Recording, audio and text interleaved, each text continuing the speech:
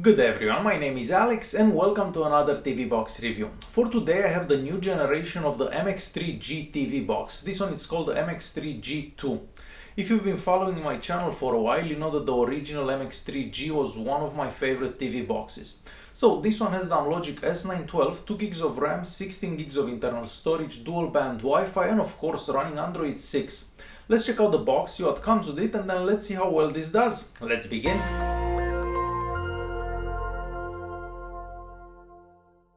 The MXIII-G II comes in this box. The box is very similar to the one from the previous model. On the front here we can see some features of this. On the side here we can see some specifications.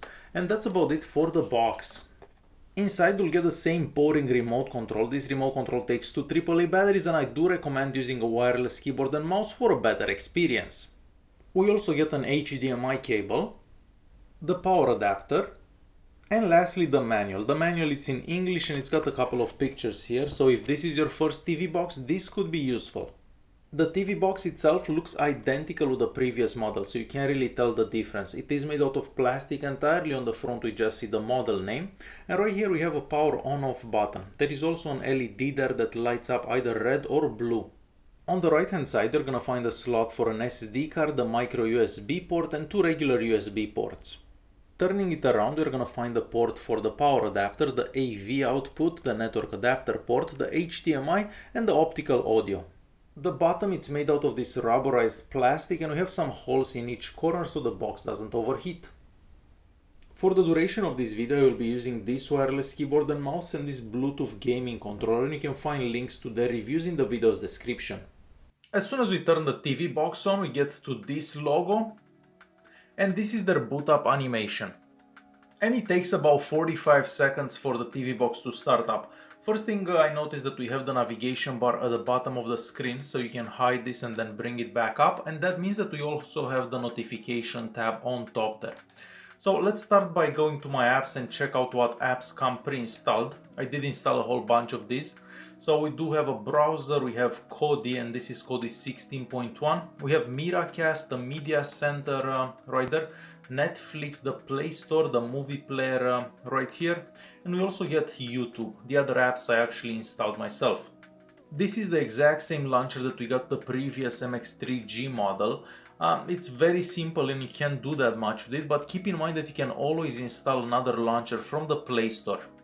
And moving to settings now. So the settings app looks identical to the settings app that we've seen on many TV boxes. Here at network you can either connect to the Wi-Fi or through a cable. So this box supports dual band Wi-Fi, and since we are here, let's check out the speeds over Wi-Fi and through a wired connection. Through a wired connection we get a download speed of about 124, on the 5 GHz Wi-Fi network we get a download speed of 107, and on the 2.4 GHz Wi-Fi network we only get 35. So these speeds are more than decent, probably one of the best speeds that I've seen on a TV box. And back to the settings app, a display here we can change the screen resolution. This is going to be the resolution for this TV, so if you have a different TV connected the resolution may be different. At screen position you can zoom in or zoom out the screen, and for the duration of this video the HDR will be turned off. I actually tried those 4K files that usually don't work on most TV boxes with the HDR on, and they still work, but the picture it's way too dark. So if you turn this off the picture becomes nice and bright. Next at sounds here, so digital sounds you can just hook up whatever works for your setup at home. And I did try DTS files and Dolby Digital files with Kodi and they work really good. So this is yet another TV box that is able to play DTS files and Dolby Digital with Kodi, and this is a really good thing because the previous model used to do that as well. At about here we can see the model name, so we have the MXIII-G II, we can see the Android version which is Android 6.01, and the latest security patch is coming from August 1st, 2016. Next I'm gonna show you the languages available on this TV box. I'm just gonna scroll through them. Hopefully you can see the one that you're interested in. So a lot of languages like most of these TV boxes. And hopefully you're able to see the one that you may be interested in. Next let's go to more settings here. And at more settings, storage and USB. So we have about 11.87 gigs left out of that 16 gigs. But keep in mind that this TV box has Android 6, and that means that you can install an SD card and format that SD card as internal memory. So you're not gonna be limited to that internal memory that you see right there. For the internal memory, we get a reading speed of about 25 and a writing speed of about 8, so I have to say this is rather low. As you're probably expecting, this TV box has root access from the factory, and this is the digital rights management information that we get. The Play Store also seems to work very good, so you can basically install any games available in the Play Store. You can just search for them and install them, and I haven't had any issues with any apps that I tried to install. I've also tried the multitasking, and most apps seem to be running in the background after you're done with them, and that's a good thing because a lot of these TV boxes tend to kill apps running in the background. So on this one it does seem to do fairly good. On the Antutu Benchmark we get a score of about 40,000, and on the Geekbench 4 we get a multi-core score of 2303 and a single core score of 420. And for the last benchmark test on the iStorm Extreme we get a score of 6257, and down here we can see some more details about the score. And the CPU tab will just confirm everything that we know about this box, so I'm just gonna scroll through those tabs on top. So you can see the model name right there, and here you can see the temperature for the processor after those benchmark tests. I've also tried Miracast, so I have my Xiaomi Mi Note 2 connected to the TV box, and everything seems to work fairly good. So I'm just gonna scroll through a couple of pictures here, but everything seems to go very good for Miracast. The MXIII-G II comes pre-installed with Kodi 16.1, and I'm gonna go to System and System Info here. I'll show you some information that we have here, just for those of you that may be interested. And keep in mind that DTS and Dolby Digital sound also works with Kodi. Now let's find what add-ons are pre-installed. So we do have a whole bunch of add-ons pre-installed. However, you know how it is with the TV boxes, some of them are probably not gonna work. So let's find a working one. I know that this one works 95% of the time. So let me just get a working stream, and these are quite old, as you can probably tell, 2013, but it did start right away. So Kodi will do fine on this box, and I don't see any reason why Kodi wouldn't do fine on this box, because it does work really good on even less powerful TV boxes. And since we are here, let me connect my USB stick and I'll show you what files work and what files don't work on this TV box. And I've actually tried all of these because I'm planning to replace my Zidoo X6 Pro with this box. Yeah, that's how much I like this. So I already tried all these files, but I'm gonna show you anyways how they work.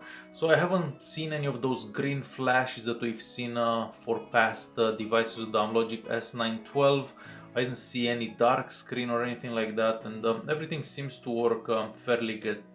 So let me move back here, and we'll try this 59 frames per second.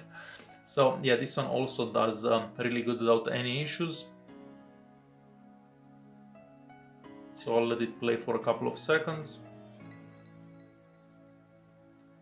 And the next one is gonna be another 4K file at 50 frames per second. And again, just like the previous one, it does do good without any problems.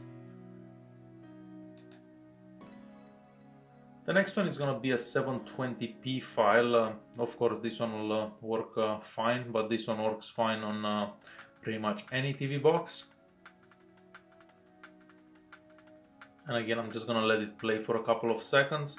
And as you can probably tell, it does do fine. The following one also works. I'm going to skip one just because it's a weird one, but this one definitely works. Moving on to this one, because I skipped this one. Again, this one works without any issues at all.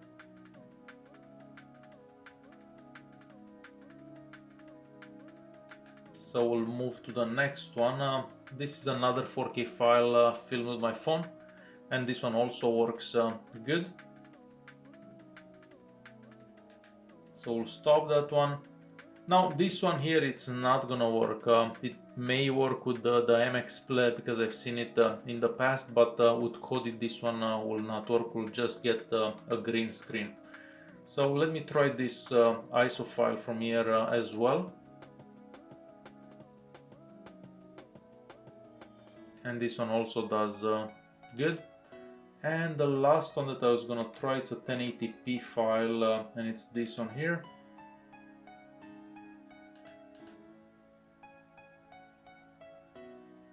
And it took a second there to start up.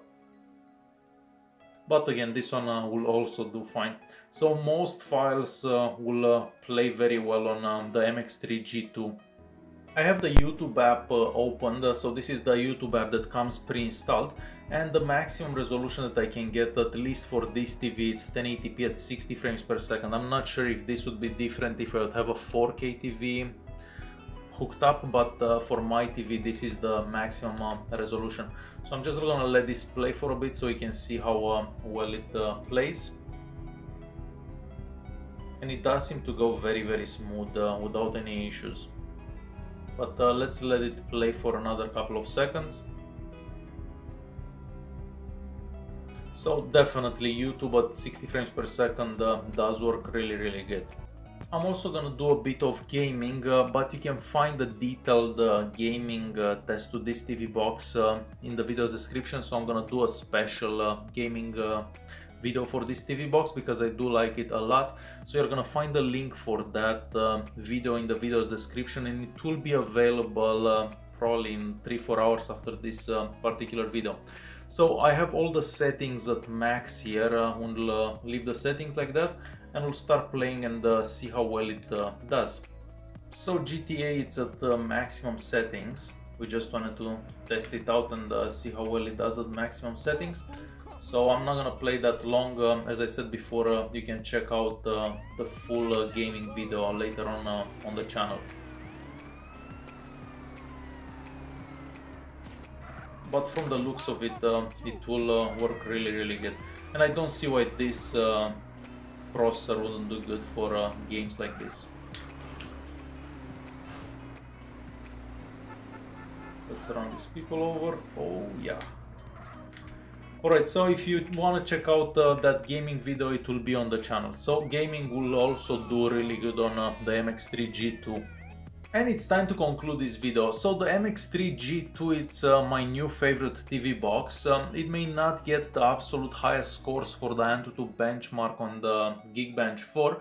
However, if it will be just like the previous model, it will always get updates, and I haven't had any issues with the previous model. If you don't like the launcher that comes with it, you can always install Nova Launcher, and I'm using Nova Launcher right now. The speeds for Wi-Fi are very good, and everything seems to work fairly good on it, and I haven't had any issues with any apps crashing or anything like that. So I'm very happy to see that the second generation of the MXIII-G, it's just as good as the previous one. Alright guys, if you have any questions, feel free to leave a comment down below. If you did like this video, press that like button, don't forget to subscribe, and I'll see you in the next one. Thanks for watching.